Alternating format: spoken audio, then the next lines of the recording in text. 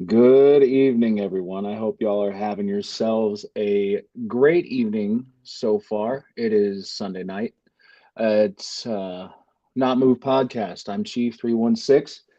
I hope y'all are having yourselves a good one here.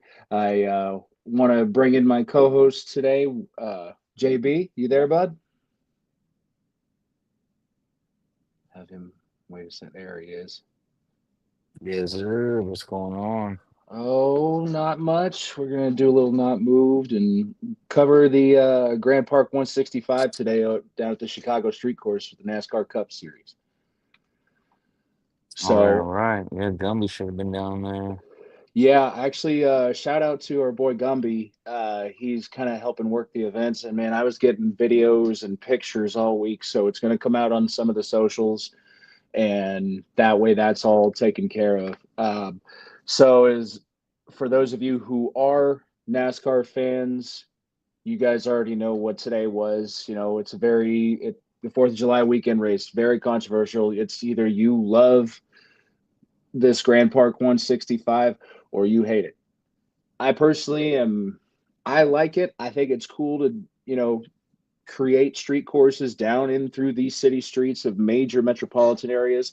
I know there's a amazing 1.5 mile oval and just down the road from there in Joliet, but this is the type of stuff that NASCAR is trying to explore too. So, like for instance, rumor mill right now is this was the last year for the Chicago street course race, but it sounds like NASCAR is in talks to have the same style, build a street course in downtown San Diego, California.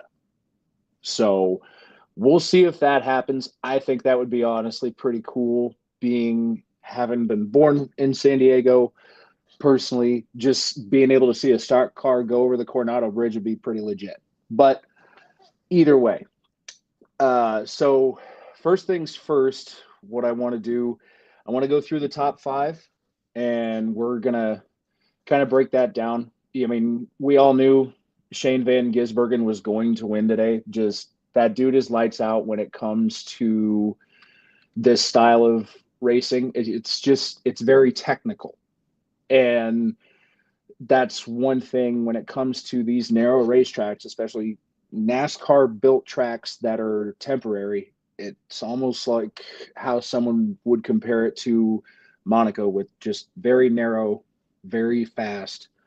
And let's see, this was a 2.2 mile, 12 turn course. You had a lot of zones that could honestly were good for passing, areas that honestly stay away from, but regardless. So the top five order today looks to be we had Shane Van Giz. Yeah, excuse me, I still fumble on his name. Shane Van Gisbergen at number one. Let me grab the rest of the order right here. Then in second place, we had looks to be Ty Gibbs. You know, he's going to get a win sooner or later. It take every NASCAR driver, it takes about roughly 100 races before you get your first win. So it's one of those things where just give it time. And I think he's up there every week. He's competing, albeit he makes mistakes, but he'll get there. And then you add Tyler Reddick, who had a very solid day. He's always up at the top. You had Hamlin at four, and then you had Kyle Busch with a surprising top five finish. One on a street course, two. He's never really been the best road racer. So the fact that he actually stayed up and competed all day was pretty legit. You had Ryan Blaney with a solid finish. You let's see, go down here. You had Bowman, you had Ross Chastain, you had Logano, you had Blaney, and then Kyle Larson looks to be a solid 13th. Not great, but you know he's finishing right where he needs to finish as far as that is concerned. When it comes to what I'm seeing moving forward is I think this playoff race is about to heat up. Now it is good that Shane Van Gisbergen did win today because that's a repeat winner, so it doesn't add any new drivers into the playoff picture. um, excuse me, putting more pressure on drivers to get a win, to try and make an egregious style of a mistake or take a big chance that they don't need to. If these playoff drivers who are on the bubble can honestly just continue to run their race, those guys will make the playoffs. So, speaking of playoffs, let me get over here to my next screen. Looks to be right now the regular season. So the driver points, regular season. Right now, you have William Byron, and keep in mind this is post race Chicago when I'm laying out all these. So you have William Byron, who's still your points leader right now. But I will say this: after Chase Elliott's win last week, he shot up to from fifth to second in points, and now it looks to be that Chase Elliott went from second and 37 back to looks to be the math says he is 13 points behind first place for the regular season title right now, which that being said, Chase Elliott has been Mr. Consistency this season. He's got the best career finish or career average finish right now of 10.3. So he's finishing in the top 10 virtually every race. I think there's this weekend and I can say two other races this season, Chase Elliott's finished outside of the top 20. So, and honestly, JB, did you see where Chase Elliott finished on that running order? Because honestly, I didn't get a chance to look at it. No, I glanced over it. I Mm, don't remember exactly. I have to pull that right back up here in a You're second. good. You're good. I'm gonna check on this real quick. Okay. Yeah. So Chase Elliott ended up finishing. Oh boy, where did it go? Hold on. Sorry about that. Let's find him here. Okay. But there was also, I will say this, there was also a lot of good racing today. I am starting to really enjoy these types of tracks because at least back in, a long time ago back in the day, it was two road course races with Watkins Glen and Sonoma, and that was really it. And now a lot of your traditionalist fans don't really, oh, wow, he actually stayed into it. So what I said was wrong. So Chase Elliott finished 16th today. So that means only three races this season. I think he's finished out of the top 20. Like, he's Mr. Consistency right now, honestly, as far as finishing around top 10, top five, top 15s, top 20s. He's got the most. He's there. That's why even before he got his win, he was still fifth in points. So moving it that way, let me get over to the playoff picture here.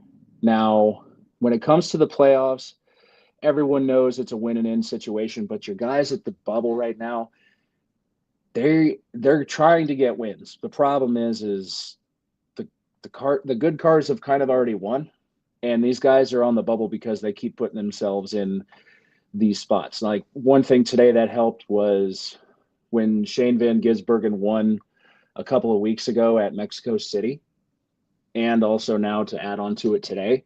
Shane Van Gisbergen was technically 33 in points. You have to be 33rd or better in points to qualify for the playoffs. If you are worse, say, if a one-off driver comes like Shane Van Gisbergen did 2 years ago when he won this Grand Park 165, he wasn't playoff eligible because he was a one-off driver. That was literally his first start. So saying that you got to be consistent. If you can't stay consistent on that, have you're not going to have what you want out of your season. You're not going to be able to sit there and honestly contend for a championship. Like right now, up until today, Bubba Wallace on the bubble, he has 6 DNFs this year. That's a problem for me. You should not be contending for titles with 6 DNFs. That's a little bit of luck. is what that is. So now that I got the playoff picture pulled up here, you have Kyle Larson in first place. He's got, yeah, I mean, he's always at the top. He's going to be consistent right now. He's not having to do anything crazy. Then you have Denny Hamlin. Then you have Christopher Bell, William Byron, Shane Van Gisbergen jumped up in the playoff standings today to fifth. And then you have Blaney, Cendric, Briscoe, Barry, which I know we're new to this and it is very late in the season, but underrated win, very underrated win for Josh Berry and that 21 Wood Brothers team. That was awesome. But so as far as moving down to the bubble where this is, okay, so that's usually I do it 14th place. So the cutoff is it's there's only 16 drivers eligible for the playoffs, right? So right now, because they don't have any wins or anything else like that, you have Bowman, you have Chase, or excuse me, Chris Buescher, and then you have who is that? You have Bubba Wallace, who I was talking about earlier. Bubba Wallace is currently 16th. He's the last spot in the playoffs currently today, and he was sitting there just kind of, how should I say this? He was honestly racing Alex Bowman today. They should have just kept to themselves. I realize they have their in season tournament thing going on right now that I'm not the biggest fan of, and I'll break that down a little bit more next week. But I will say it like this: the way the way them two were racing, I'm surprised that it lasted as long as it did. So as far as outside of the playoff picture right now, looking in, you have Ryan Preece, AJ Allmendinger, and Kyle Busch. Those are the guys right there. And let's see here. Kyle Busch is gonna actually. All right, so Kyle Busch and AJ Allmendinger, if they want to make the playoffs, they're gonna have to win. They're minus 43 points and 46 points outside of the playoffs right now. Problem is, JB and I JB filled me in on this just because he was telling me how many points we actually got today, or Shane Van Gisbergen got 40. Well, Kyle Busch is a whole race and a stage out. So he's got to win with, I think we have until it's the end of August before the playoffs, and late first race is Labor Day weekend. So I think you're going to have to win. That's probably what it's going to take. I don't see you being able to make up that many points with how bad your cars are running right now. So at least with RCR, they're just kind of, there's something missing there. I don't know what it is, but there's something missing at RCR, and them dudes can't stay consistent. So now, JB, did you have any questions for me that you saw looking at all this? Be honest with you, oh man, when just like off the wall kind of question, when do they race at Kansas Speedway? And then So like, are usually, the races are permitted? Like when they do have the races at certain places, like they're for a certain reason, right? Like yeah, being like weather conditions or whatever at that time of the year, yeah. or So they usually race. So Kansas is one of the tracks that actually has 2 dates a year. So they usually race about, I think it's May. Like, so one thing. So this year they raced at Kansas on Mother's Day.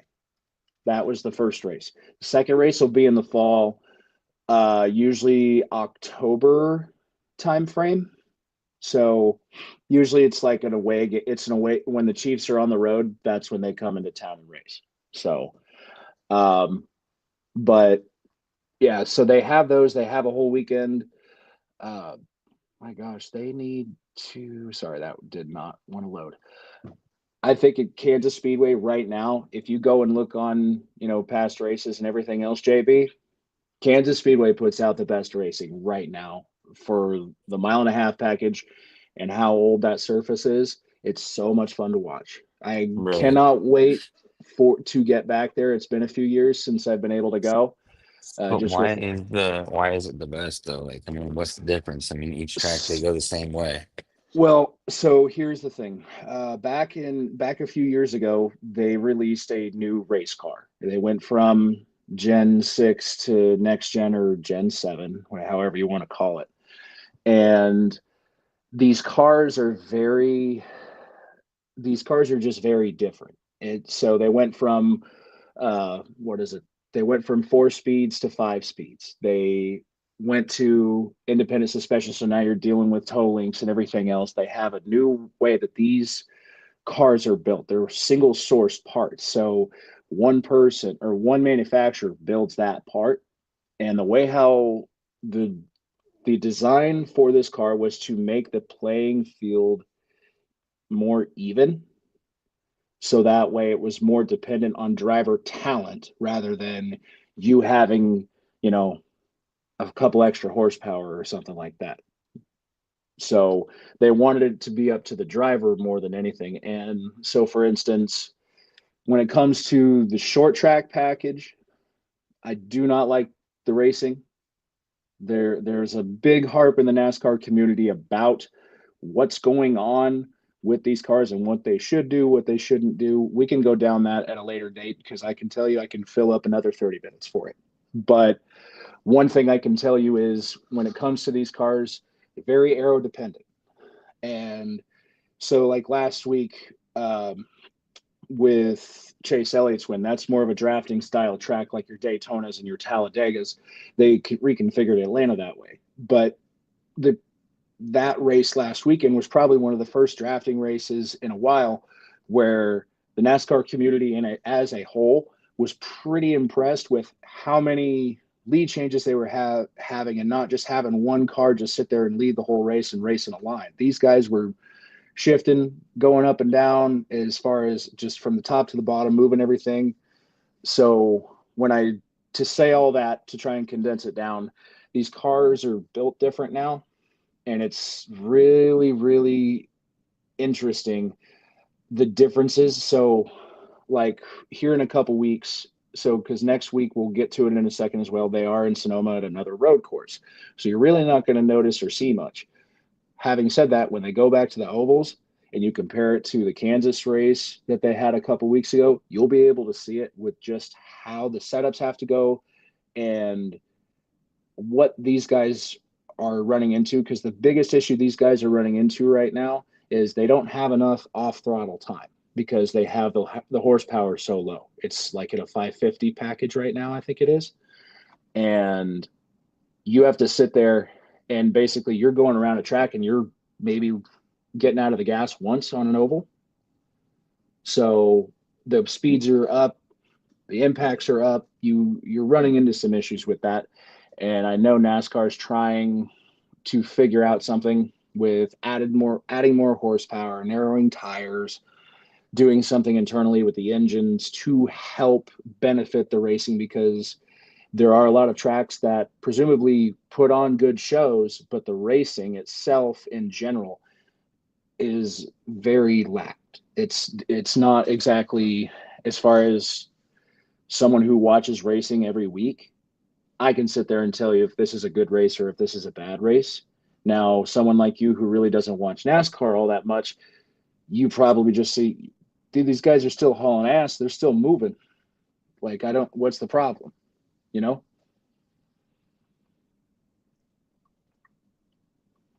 But Yeah, and you're right. so I mean, I'd have sorry to to kind of understand the go off on a sport tangent more. on that, but No, no, but no, that's sometimes with perfect. these ones, Very the answers, self-serving. yeah, they're not just like quick yes or no answers. These ones, Yeah, there's kind of like with certain rules in topics and football, we mm-hmm. have those times where you have to sit there and dissect the rule and make sure that it's, correct and everything else. But Yep.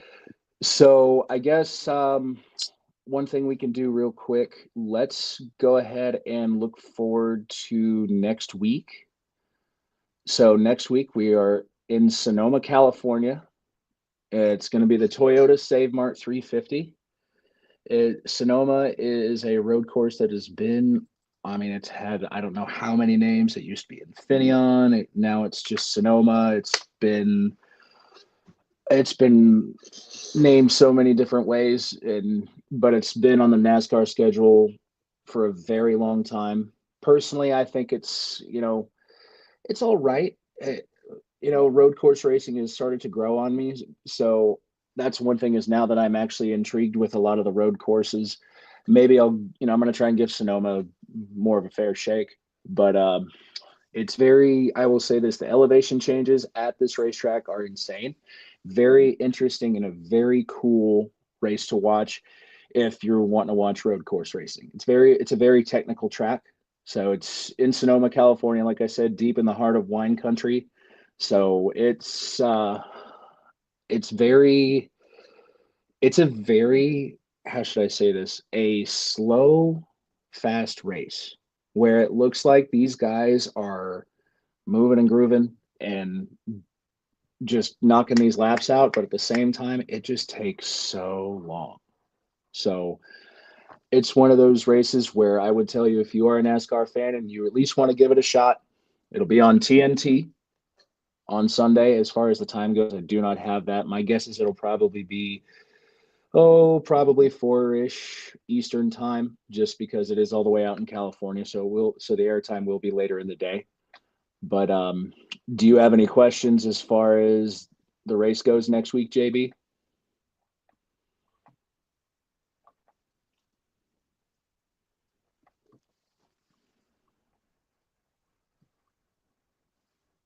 Oh, I guess he may have dropped out. But anyways, I do Yeah, apologize for that. no, Oh, I don't have anything to add to that. I got you, man. Well, thanks for asking my question or answering me or giving me some questions. And this is our first week covering NASCAR. I'm going to try and make it a regular thing, just because outside of football, one of my most favorite things to do in this world is watch racing. So it's something that I truly enjoy watching. I've been watching racing now for, oh gosh, since the late 90s. So we're gonna, I think we're gonna wrap that up right there. But if you can next week, go check out Sonoma. If as far as watching the race goes, get that Toyota Save Mart 350 saved on your calendar, just so that way you have it. But I can tell you, JB, thanks for being here, man. I know it was more or less me, just kind of talking away tonight, but I do just want to say I appreciate you being here, man. And it's Not Move podcast. I hope you have yourself a great evening.